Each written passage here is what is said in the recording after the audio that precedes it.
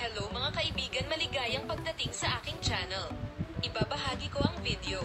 Nagpapakita ako sa iyo ng isang magandang balita ng Sabasi at Erkan Murak sa anyo ng isang video. Sina Erkan Murak at Hazel Sabasi, isa sa mga minamahal na mag-asawa ng Turkish telebisyon, ay kilala bilang isang perpektong mag-asawa sa mata ng kanilang matagal ng tagahanga. At sa wakas, dumating ang inaasahang balita. Ang balita sa kasal nina Erkan Murak at Hazel Sabasi ay nagpasaya sa lahat. Sina Erkan Murak at Hazel Sabasi, na matagal nang magkasama at nagpatibay ng kanilang relasyon, ay nagpasya na batuhin ang kanilang pag-iibigan sa kasal.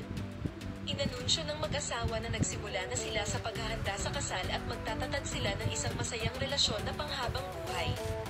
Ang balita ng kasal nina Erkan Murak at Hazel Sabasi ay pumukaw ng malaking kagalakan sa mga social media at mga tagahanga. Ang pagpuputong ng korona sa kanilang matagal ng relasyon sa kasal ay isang sandali na hinihintay nila ang kanilang mga tagahanga at mga mahal sa buhay. Ang mga mensahe at pagdiriwang sa mga social media platform ay nagpakita kung gaano kamahal at suportado ang mag-asawa.